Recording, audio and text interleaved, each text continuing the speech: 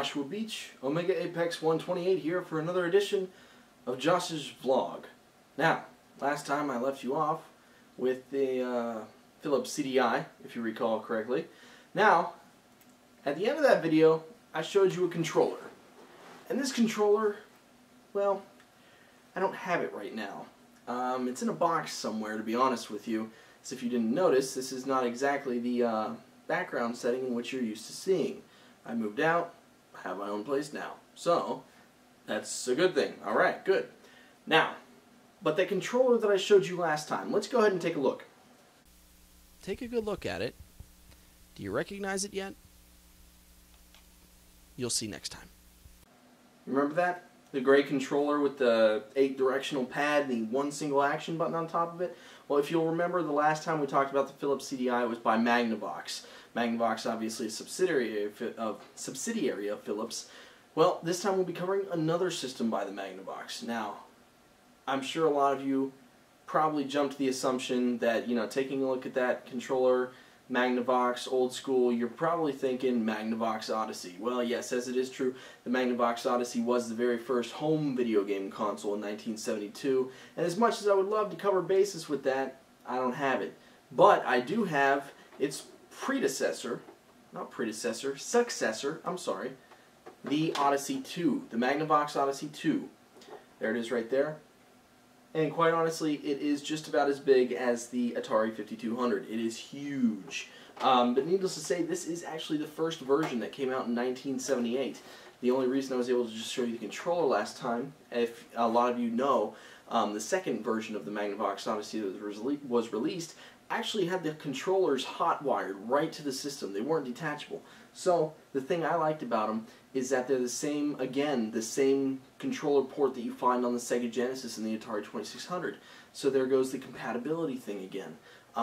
Obviously, I mean, again, my Atari controllers are back in Pennsylvania right now, so what do? I hook up the Magnavox Odyssey 2 controllers to them, and there you go. I can play my games. So to cover bases with the system, then, obviously you take a look at it, and you see the biggest aesthetic feature is the keyboard. Well, yeah, I mean, you gotta wonder, what is a keyboard like this doing on a video game system? Well, needless to say, there were a lot of its fair share of educational systems. This is probably the third best system of its time. You gotta remember now, 1978. That was over, you know, well over 30 years ago. Almost 35 even. So, needless to say, there were its fair share of educational games. There was even a computer game actually that taught you how to program, and this is what that was for primarily. Also a lot of typing tutor games. You gotta keep in mind, 1970s, early 80s, they were all about home computers and everything like that. And the video game market was really taking advantage of you know, a lot of that's. If you actually recall from what was the film there? It was oh yeah, National Lampoon Vacation.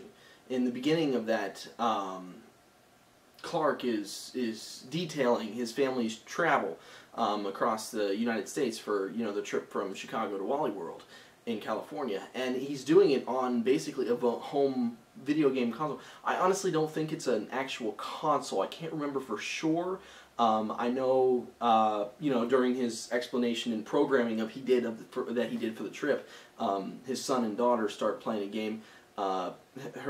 His daughter actually starts playing a game that is kind of reminiscent almost of Space Invaders, but with more almost a combination of Space Invaders and Asteroids. And Rusty is playing almost like a cheap knockoff of Pac-Man.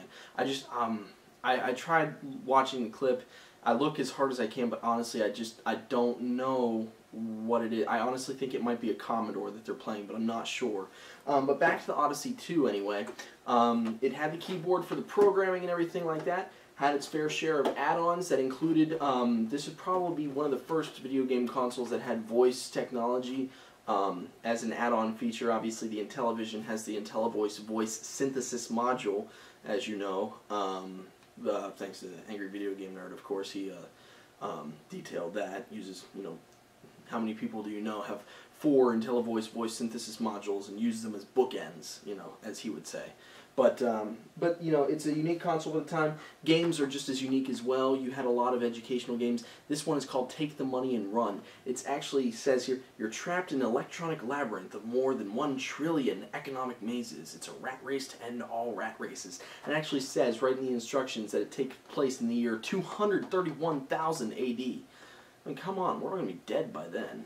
I mean, at least, you know, when you make a futuristic game, I mean, that's great that you pick a year that you're hoping that, you know, you won't ever have to see.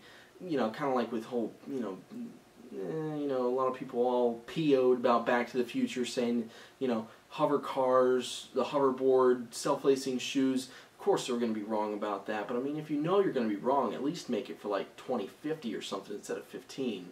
But I mean, come on, 231,000 AD? Give me a break. But the cartridges are pretty unique. You talk about cartridges with handles on them. This quite literally has a handle on it. I mean, look at this thing.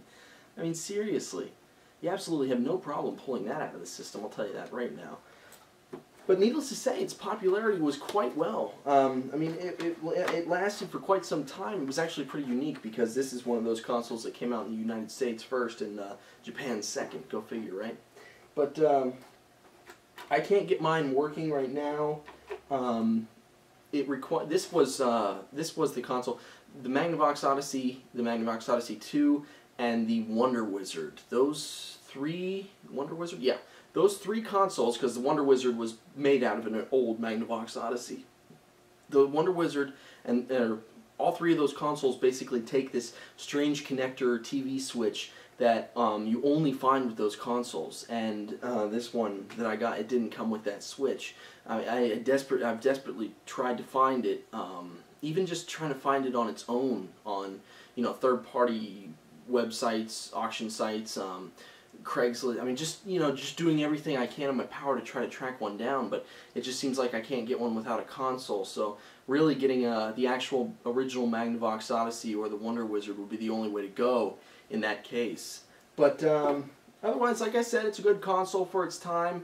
It was very, you know, it kind of led into the Atari 2600 in the Intellivision as far as graphics department goes. Again, still ahead with voice technology. Had a brilliant display of colors, backgrounds, and this was also one of those first consoles that really utilized the video game board game concept, with a lot of games reminiscent of Dungeons and Dragons and storylines reminiscent of J.R.R. Tolkien's The Lord of the Rings series. So, I mean, it was a really great console for its time. Personally, I still think, you know, maybe we should just, all this stuff, you know, you got Call of Duty, you got Halo, you got all these shooting games, blah, blah, blah, blah, blah, multiplayer. I think we need to go back to the original formula. You know what I'm saying? High score, that's what it's all about right there. I will pop in, well, if I could get this working, I mean, but I'll hook up my Atari 2600 any day of the week, and I will go for a high score by all costs. I absolutely love the thing. But, I mean, that's pretty much all the more there is to the Magnavox Odyssey. I mean, obviously, I'm just trying to knock out games in the collection, you know, here. I've been trying to do more and more videos as often as I can now that I'm getting settled in a new place. I mean, obviously, you know, the background behind me is not a permanent background or anything like that by any means, but it's kind of empty out there. So, we're not gonna, you know, we're not gonna do anything out there yet, but we're getting there. We're getting there. It's getting filled up. But, so, I mean, that's really all the more I have this time for Josh's vlog. But be sure to tune in next time because we're covering the classic consoles. I think it's finally time to cover one that is very near and dear to everybody's hearts. Probably one of the first arcade cabinets that anybody ever saw. And a console that I even happened to build. I got it sitting right out there. We'll take a look at that. But we'll also take a look at the actual console itself. It's right up there. Yes, we're talking about Pong. So we'll see you next time on Josh's vlog.